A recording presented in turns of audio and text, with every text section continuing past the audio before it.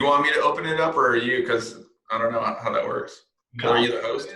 we're good to go, man. We're recording right now. All right. Look at us. Look at us. So what's Sweet. up, man? What do you want to talk about? Hey, man. Well, first off, I can't believe that you've already been with EXP for a year. I So know, congratulations. dude. It's crazy, man. It's it's been a crazy ride, bro. Like like we were talking about a little bit ago. I was pretty much out of real estate before I met you, and now here I am, fully immersed back in the game. And dude, it's been good, man. It's crazy how much I've learned in the last year, and then now to be teaching other people how to make a living doing this. So it's pretty awesome. Right, man. No, it's been really exciting to see you kind of get re-energized with your business and, kind of reignite some of those relationships with some of your past clients and then people in your network and letting them know that you're back in real estate and you're serious and you're Yeah. doing things. So it's been really awesome to see. What do you think, like, the top thing that you've experienced over the last year? What really has been the thing that you've really latched onto that's really kind of helped you get serious and get busy again in real estate? Man, it's like so much of the systems that we have in place here. It's the weekly schedule and being accountable for your time. It's the just the methods that we have of calling people, talking to people, knowing the right things to say to help people get out of their own way. Right. Um, we work a lot on rebuttals here, and we're just like we were talking about earlier. Like, there's one rebuttal in particular that I've used this year that has got me at least two deals. And so I wonder how many people talk to those same people but didn't have the objection handler to close. And like I said, I like the term close, but I like more of the idea of helping people get out of their own way, because they're both those clients are raving fans. And I think people like to object. People feel like they have to object. Right. So if you can help them get out of their own way, you can do them right. So I think those Yeah, are big takeaways. I agree. I think just having a response to, you get some sort of no or some sort of response that's not favorable, like, okay, how are we going to continue this conversation? Because I want to know more about you and I want to see how I can help you. And, Mhm. can I help this person? And do I want to help this person? Right. Um, basically are the questions that I ask myself a lot of times. And I found that most of the time people just don't even know, like, what it Yeah. is that we do. So it's just kind of explaining that process. And I think that, being able to continue the conversation when most people hear, no, I'm not interested, it's Sure. like, okay, well, see you later. It kind of goes into that conversation with, the person who's always wanting to talk to the listing agent. It's like, well, the Right. listing agent's representing the seller. I would be representing you. You can say that all day long, but they probably still don't get it. They don't get it. They don't get it. That's why, that our other rebuttal is way better. Yeah. Um, I Let's mean, hear it. you want to hear it real quick? Let's hear it. All right, cool. So Travis wants to work with the listing agent, and I'm calling Travis, right? And so Travis is like, "Are you the listing agent?" Or, "I only want to work with the listing agent," is usually what I hear. "I only want to Right. work with the listing agent." All right, awesome. All right, and then they'll be like, "Are you the listing agent?" "I'm working with the listing agent to get this house sold. Absolutely. Check it out." And then we start going into, are you pre-approved and stuff like that, because we're not just opening doors around here. It's probably another big takeaway. I see, because we get a lot of the same leads as other people. And so I'm talking to the same leads. If you're out there watching this and you're in the Anchorage market or the Wasilla market, um, I'm talking to the same leads you are a lot of the time. And you're going and showing that house, and I'm not, because they're not pre-approved and I don't feel like they're a serious buyer. If we can't even have a credit conversation, we can't have a job conversation, like, are you employed, and you don't want to give me that information, I'm not opening that door for you. Right. That's But why I it's, know that there's somebody out in Anchorage that is, yeah. because they'll drop me like a hot rock as soon as you say that you're going to go open that door. So go open that door. I'm going to keep prospecting. Right. And I think it's really smart to dig in and find out more about people before you're putting yourself in a position to, be in the middle of nowhere showing a house or whatnot. I mean, there's a safety aspect of it. And then there's just kind of like, I feel like we're doing a disservice to people if we were to agree to say, yeah, I'll just go show you 123 Main Street. What time you want to meet there? Right. I feel like you can't learn what the client's objectives are, what their goals are. You're looking at a house that probably isn't the house anyways, like statistically. Yeah. And you're trying to build rapport on the fly, and it's just like weird. Yeah, if you don't get the opening and you're forcing it, it comes off weird, and then they don't want to work with you anymore. Yeah. And I think everybody in this industry's probably been there at some point where you went to show a house to somebody that seemed like they were really serious or had their stuff together, to find out that like they're not loyal to you or they're already working with somebody else. So, I try to probe as much as I can for those questions, trying to figure out, are they, right? Are you serious? Are you working with anybody?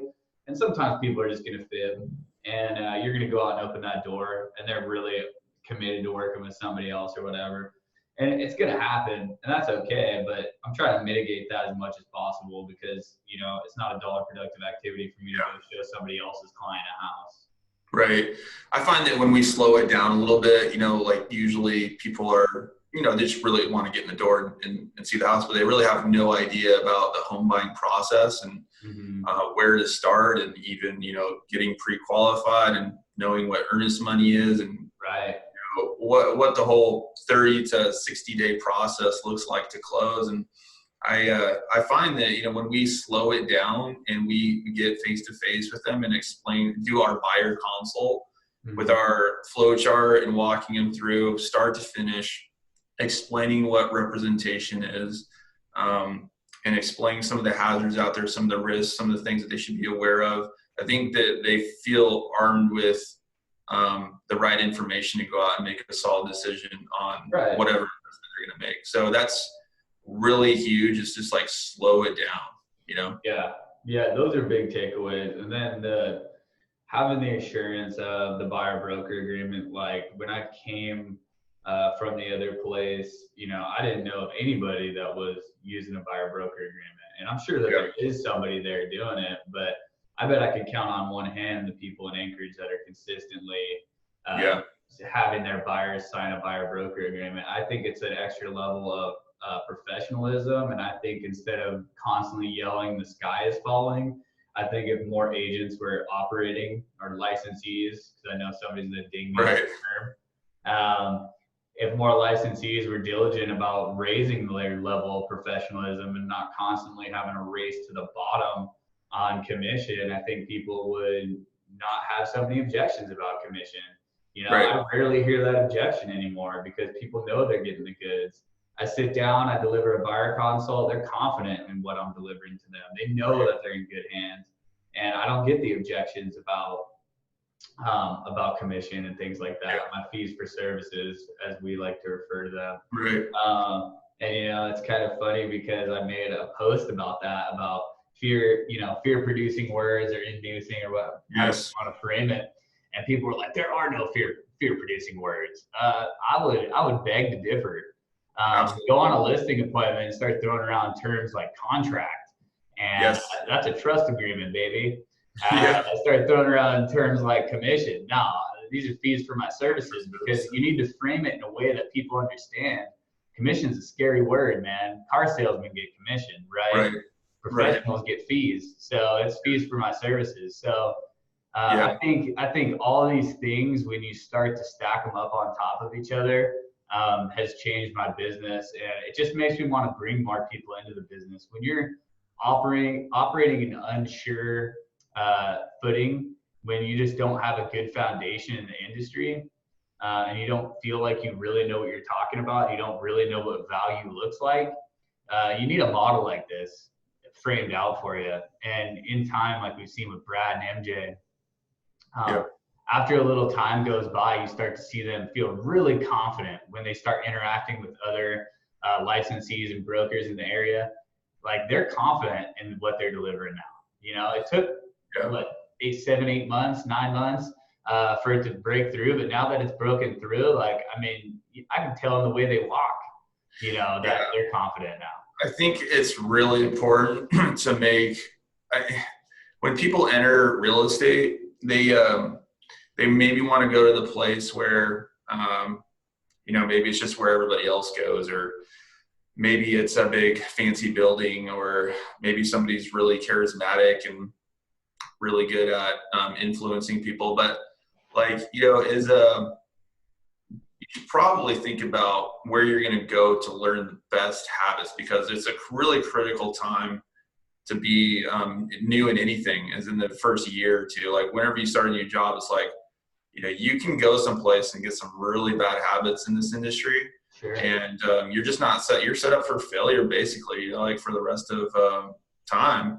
So my entry into real estate, my story, I had great examples. I was around people who were very disciplined and committed, and they stuck to some basic fundamentals without getting too distracted. And that was something that I just got lucky and I got blessed with.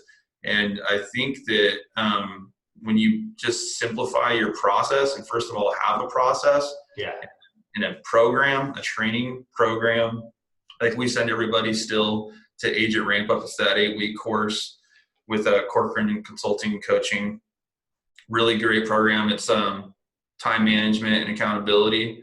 And then there's the scripts and dialogues pieces of it. So that's probably some of the best money that you can spend when you get into real estate. You got all the basic essentials of getting licensed and becoming a member of the board of realtors, and all the fee this, that. Right. XP really doesn't have too much overhead there, and it's real tangible, like goal setting. It's not like, hey, you need to make 100 contacts in the next 72 hours, Travis. Like, that's not sustainable, right? Yeah. You're not going to do that day over day, right? Yeah. Like let's all agree to that, first of all. Yeah. We need something that you can get into a habit of. Like, you can't get into a habit of making 100 contacts every 72 hours. Now, I get it. If you're a brand new person, you're breaking into the industry, you do need some massive action to start. Yeah, you have nothing to do but prospect. Right, you got nothing to do but prospect. Like, your ideal weekly schedule is you're prospecting all day long, pretty much. You're getting your name out there. You're letting people know you're in the business. And that's cool. I get that.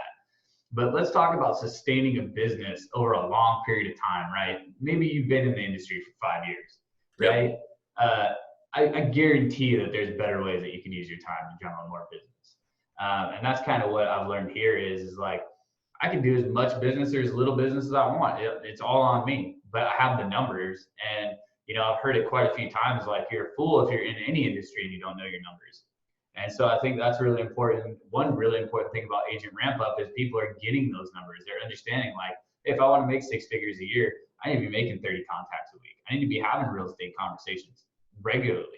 Right. And I think that kind of helps people with their goal setting too. Is like, how am I supposed to set a monetary goal if I don't even know what the numbers stack up like, right? I'm just kind of taking shots in the dark. So I think that's been huge. I think it's huge for people to see that. We have actually a pretty young team too, a couple people in their 20s, early 30s, even mid 30s. So I feel like, relatively speaking, for the industry, we have a pretty young group of professionals here. And it's just cool to kind of see this next generation and train this next generation for this world we live in right now, and not constantly talking like we have the crystal ball.